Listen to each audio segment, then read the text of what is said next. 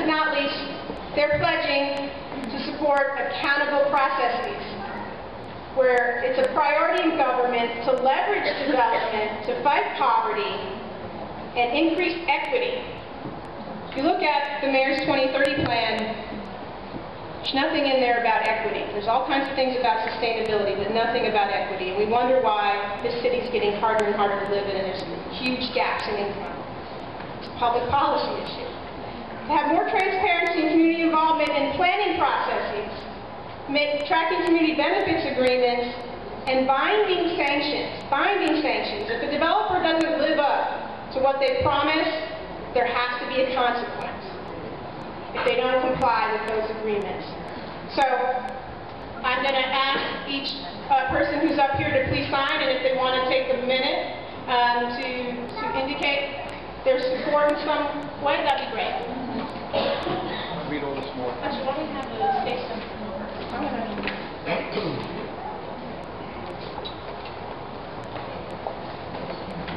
Thank you very much, and I want to thank the Fifth Avenue Committee. Well, first of all, I think this is important. It's a monumental step. As you know, throughout the year, I have been holding a series of contracts with our parents that is calling to create 10 to 15 non-negotiable items where we can ask our elected officials to sign on to. And I think when you create documents like this, you take away the uncertainty, the lack of clarity throughout the campaign season, but also after the person is elected, to keep them grounded and rooted. I'm going to frame my copy and hang it inside my office so folks can see when we come inside what we are about. And just shortly, as I conclude, plans of government should not begin from government officials. It should begin from those of us who are sitting out here in the audience. You know, after my 21 years in policing, I realized there were things that I saw where the rubber meets the road, right on the ground, that I was able to assist elected officials to draft legislation that impact real people. Because all across, not only my district, which is one of the most diverse districts throughout the entire state, but all across this state, people are hurting, and they need relief. And we have the role of actually squeezing hope back into the hands of people that not only have given up on government, but in many cases they have given up on themselves. And we're the last line that will be the decision if they're going to continue to fight for what they think is important. I'm glad that I've joined Hakeem Jeffries and Jim Brennan, who's on the Assembly side. I'm on the Senate side. We're 2 seats away from taking the majority. I think that we can, among ourselves, come up with some clear, progressive reform in our state capital, and for once and for all, the northern part of this state, where we decide how we're going to enact laws can have a major impact on what we do to everyday people in everyday communities and this everyday environment. Thank you very much.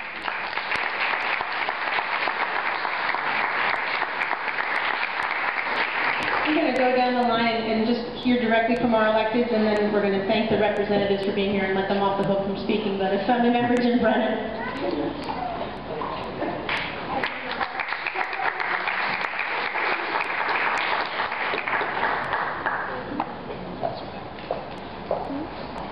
Thank you, Michelle. Good morning, Fifth Avenue Committee and friends. All friends of accountable and sustainable development. It is nice to be here. And thank you for putting together a conference, which I know is going to last for a few hours, about how to implement these principles in practice and get our state and city governments on track in relation to the implementation of these principles. And let me just say, you forgot one thing.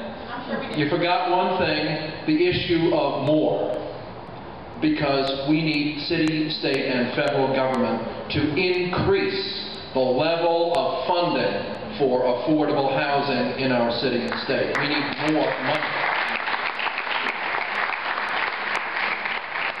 Under the circumstances involving the need for more, there will ultimately have to be tax increases on the wealthy people of the city and state in order to ensure that that takes place. And I support that. So I am going to sign this document right now.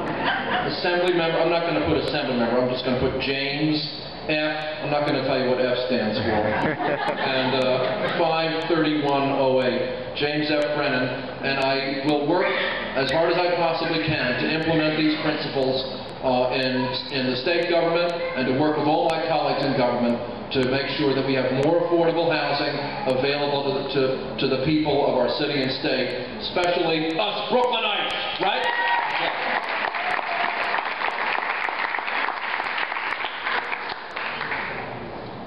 The Venerable Joanne Simon.